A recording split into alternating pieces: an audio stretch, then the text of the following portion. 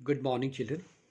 मैं सुरेंद्र भारद्वाज आज डिस्कस करूंगा आपसे कि आप बोर्ड एग्ज़ाम में अपने ग्रेड्स को कैसे इम्प्रूव करें।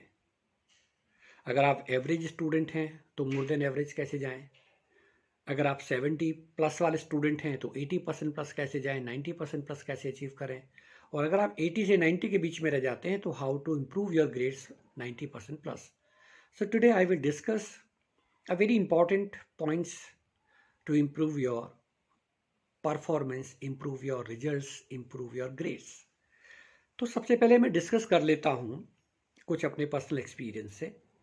मैंने बच्चों को बहुत लोगों में बहुत कई बार देखा है एग्ज़ाम के समय में कि जो क्वेश्चंस उनको नहीं आते हैं वो उनके सामने कट या क्रॉस का साइन लगा देते हैं और क्वेश्चन पेपर को पढ़ना शुरू किया। जैसे मैं इकोनॉमिक्स में पीजीटी था, अभी मैं प्रिंसिपल हूँ, तो मैंने देखा कि इकोनॉमिक्स में जो 80 मार्क्स का क्वेश्चन पेपर बनता है उसमें 1 मार्क्स के क्वेश्चंस होते हैं, 3 मार्क्स के क्वेश्चंस होते हैं, 6 मार्क्स के क्वेश्चंस होते हैं।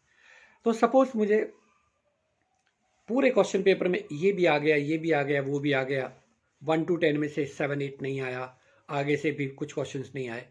तो मेरा कई बार मेरा देखना होता है कि बच्चे ना जो नहीं आते उनके सामने कट लगा लेते हैं, उनके सामने क्रॉस लगा लेते हैं। जो आते हैं उनको वो या तो छोड़ देते हैं या उनके सामने छोटा सा कट लगाते हैं, छोटा सा राइट का साइन लगाते हैं। ये बहुत नेगेटिव अप्रोच है। मैं आपको बता दूं, आपकी साइकोलॉजी आपको बहुत इफेक्ट करती है वहां। अगर आपने कट के साइन लगाए हैं तो वो जल्दी अट्रैक्ट करेंगे और आपके ऊपर हावी हो जाएंगे कि यार मुझे तो इस क्वेश्चन पेपर में से इतना सारा आता ही नहीं है। और मैंने ये पर्सनली देखा भी है। एक बच्चा एग्ज़ाम के टाइम पे रोने लगा, बहुत तेज तेज रोने लगा स्टार्टिंग में ही। मैं उसके पास गया और मैंने उसको थोड़ा सा सांत्वना दी, तो पूछा तो पता लगा कि सर मुझे तो कुछ नहीं आता। मैंने उसके क्वेश्चन पेपर को देखा तो उसने उन सारे क्वेश्चंस के सामने कट का साइन लगा रखा था जो उसको आते ही नहीं थे। फिर मैंने उसको मॉरली थोड़ा सा सपोर्ट किया। मैंने कि बेटा, out of the whole question paper आपको 9 8 क्वेश्चंस नहीं आते थे, उसे इतने नहीं आते, बाकी तो आते हैं ना। तो पहले उन क्वेश्चंस को ध्यान करो, उनको लिखना शुरू करो, उनको अटेम्प्ट करो जो आपको आते हैं, कॉन्फिडेंटली आपको आते हैं। मैं एक बहुत पर्सनल एक्सपीरियंस से आपको ये बात बता रहा हूं। सपोज आपको 60% क्वेश्चंस आते हैं, 60% मार्क्स आपके आ सकते हैं और आपको 40% मार्क्स नहीं आते, 40% मार्क्स के क्वेश्चन नहीं आते। ओके, कोई बात नहीं। तो सबसे पहले 60% तो अपनी पॉकेट में करो। वो जो क्वेश्चंस आपको आ रहे हैं उनको पीसफुली, बहुत शांति के साथ में उनके आंसर प्रॉपर वे में लिखना शुरू करो। आप देखेंगे कि जो क्वेश्चन पेपर डिजाइन किया गया वो 3 घंटे के लिए और 100 मार्क्स या 80 मार्क्स के लिए डिजाइन किया गया। अब सपोज मैं 100 मार्क्स के लिए एग्जाम्पल लेकर के चलता हूं, तो 3 आवर्स फॉर 100 मार्क्स। तो अगर आपने 60 मार्क्स के क्वेश्चन अटेम्प्ट किए हैं तो इसका मतलब कुछ तो टाइम आपके पास बचा है। तो बाकी टाइम जो बचा है, जो क्वेश्चंस आपको नहीं आए हैं, अगर आप उन पर लगाएंगे तो आप देखेंगे कि जो नहीं आ रहे थे उनमें से भी थोड़ा थोड़ा थोड़ा थोड़ा आपको याद आने लगा है। और क्योंकि जैसा आप जानते हैं कि सीबीएसई में तो स्टेप मार्किंग होती है, तो 3 मार्क्स के क्वेश्चंस में अगर आपको 3 मार्क्स का कंटेंट पूरा याद नहीं आया और आपको 2 या 3 लाइनें भी इंपॉर्टेंट याद आ गई, तो हो सकता है कि उसमें से आपको 1 मार्क्स 1.5 मिल जाए।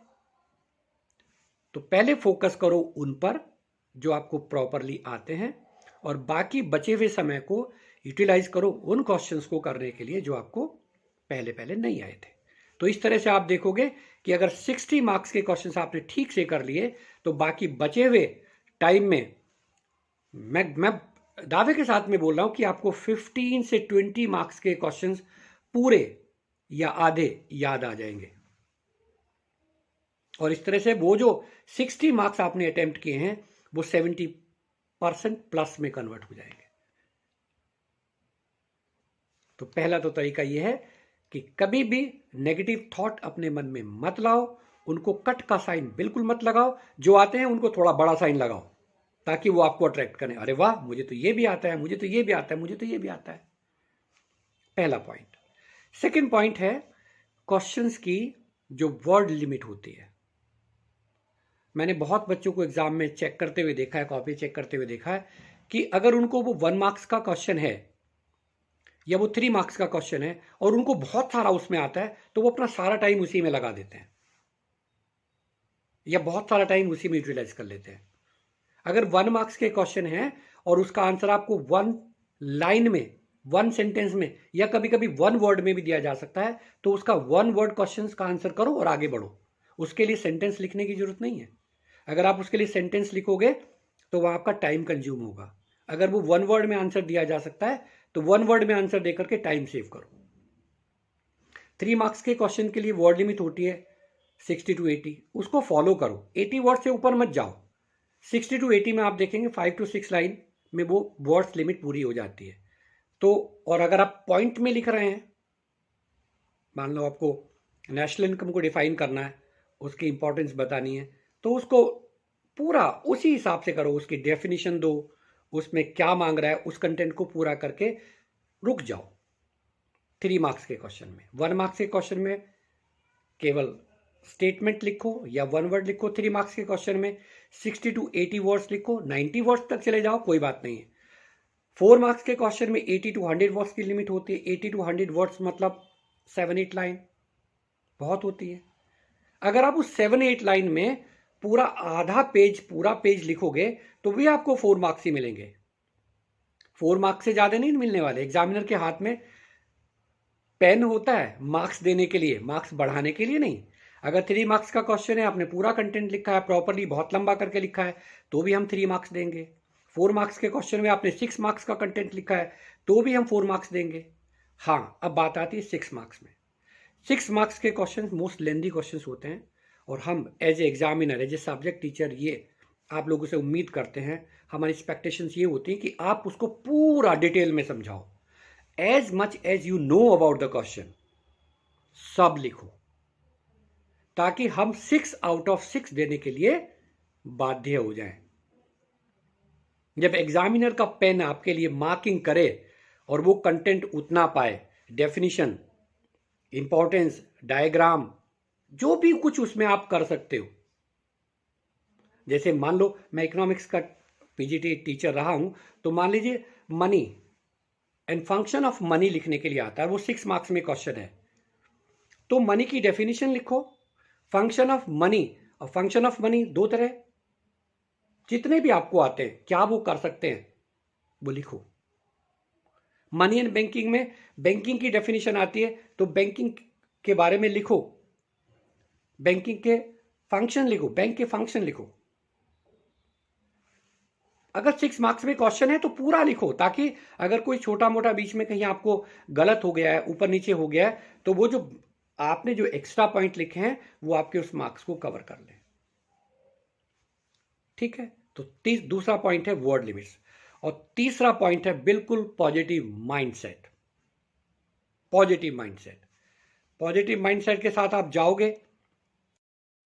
और थर्ड पॉइंट बहुत इंपॉर्टेंट है, थर्ड पॉइंट है पॉजिटिव माइंडसेट। हालांकि ये पहले वाले से कनेक्ट है कि आपको जो नहीं आता है आप उसको क्रॉस टिक नहीं करोगे, लेकिन इसमें एक बात और इंक्लूड हो जाती है, वो है कि आप किसी सब्जेक्ट को किस तरह से देख रहे हो। मैंने बहुत सारे स्टूडेंट को देखा है कि वो पर्टिकुलर सब्जेक्ट के बारे में एक माइंडसेट तैयार कर लेते हैं। जैसे मैं साइंस सब्जेक्ट की बात करूं तो मैथ्स, यार मुझे नहीं आता, मुझे कम आता है, मुझसे होता नहीं है। तो जब आप शुरू में ही एक ऐसा परसेप्शन तैयार कर लोगे कि ये सब्जेक्ट डिफिकल्ट है, तो निश्चित रूप से उसमें आपको डिफिकल्टी आएंगी। हाँ, मैं जानता हूं और मैं मानता भी हूं कि हर एक सब्जेक्ट का अपना एक डिफिकल्टी लेवल होता है, लेकिन ऐसा भी नहीं कि आप उस डिफिकल्टी लेवल को चेक ना कर सको। बस उसके लिए चाहिए होती प्रॉपर प्लानिंग। उस प्रॉपर प्लानिंग में यह है कि मान लीजिए वो पर्टिकुलर सब्जेक्ट आपके लिए डिफिकल्ट है, तो पहले इजी से स्टार्ट करो। Start with easy questions, numericals, whatsoever, then move on to difficult, more difficult, then the difficult questions, most difficult questions. अगर आप स्टार्ट करोगे ना, अब इजी कौन से होते हैं 1 मार्क्स में, इजी कौन से होते हैं 3 मार्क्स में, 4 मार्क्स में, तो पहले ही आप 6 मार्क्स के क्वेश्चन याद मत करो। अगर आप इस तरह से तैयारी करोगे तो देख लेना आपको डेफिनेटली उस डिफिकल्टी लेवल को चेक करने में हेल्प मिलेगी। अब बात करते हैं उन स्टूडेंट की जो 80% हैं but they want to achieve 90% plus. उसमें सिर्फ और सिर्फ एक कारण होता है जो वो 90% प्लस में नहीं जा पाते। कैसे? वो सब्जेक्ट के जो पर्टिकुलर कंटेंट होता है, क्वेश्चन का जो पर्टिकुलर कंटेंट होता है, वो उससे डेविएट करते हैं। मान लो 6 मार्क्स का क्वेश्चन है और मैं एग्जांपल लेता हूं यहां कॉमर्शियल बैंक का, इकोनॉमिक्स में। तो मान लीजिए कॉमर्शियल बैंक आया, what do you mean by commercial bank, what are its function, 6 marks में है। तो कॉमर्शियल बैंक की डेफिनेशन 1 मार्क्स, और उसके जो फंक्शन है वो 5 मार्क्स में है। अब मान लो आपने कॉमर्शियल बैंक की डेफिनेशन लिखते समय उसमें आरबीआई को भी डाल दिया। कॉमर्शियल बैंक के जो फंक्शंस होते हैं वो 3 तरह के होते हैं, उसमें आपने आरबीआई के फंक्शन भी डाल दिए, जैसे बैंकर्स ऑफ बैंक। तो हमें तो पता है ना कि आप क्या कर रहे हो। एग्जामिनर को कभी मत सोचो कि उसको पता नहीं चलता कि आपका माइंडसेट क्या है, आपका लिखने का तरीका क्या है। वो सब कुछ जान लेता है क्विकली और उसी से आपकी मार्किंग होती है। तो 6 मार्क्स में से आउट ऑफ 5 आए हैं, 5 मार्क्स आउट ऑफ 6 आए हैं, या 4 मार्क्स में से 3.5 आए हैं, तो वो जो ये कट हो रहे हैं हाफ मार्क्स 1 मार्क्स, ये ही आपको 90% प्लस से नीचे खींच रहे हैं। बस आपको करना क्या है कि 6 आउट ऑफ 6 कैसे आए, 4 आउट ऑफ 4 कैसे आए, क्योंकि ये तो आपको मालूम है बेटा, 90% प्लस लाने के लिए सारे क्वेश्चंस का करेक्ट आंसर देना जरूरी है, तभी तो आएंगे। 1 मार्क्स में तो चल जाता है, थोड़ा बहुत आपने इधर उधर किया, हो गया। 1 में से कटेगा तो आधा नंबर कटेगा, 3 में से अगर आधे कट दी तो 1.5 चले गए। 6 मार्क्स में से अगर आपने 80% करेक्ट लिखा तो 4 मार्क्स चले गए।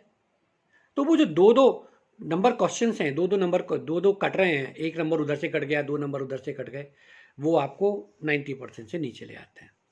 कितने क्वेश्चंस का आप कितने % करेक्ट आंसर लिख रहे हो, मार्क्स आपको उस पर ही मिलेंगे। 80% करेक्ट है स्टेप मार्किंग के अकॉर्डिंग, आपको 80% ही मार्क्स मिलेंगे। अगर आप 100% लिख रहे हो तो 100% मार्क्स मिलेंगे। तो इन सारी चीज़ों पर फोकस करो, प्रॉपरली तैयारी करो और देखना आपको बहुत फ़ायदा मिलेगा, ये मेरा आपसे प्रॉमिस है। पसंद आए वीडियो तो शेयर करना, लाइक करना, कमेंट करना। Surendra Bhardwaj always subscribe my channel. Thank you very much.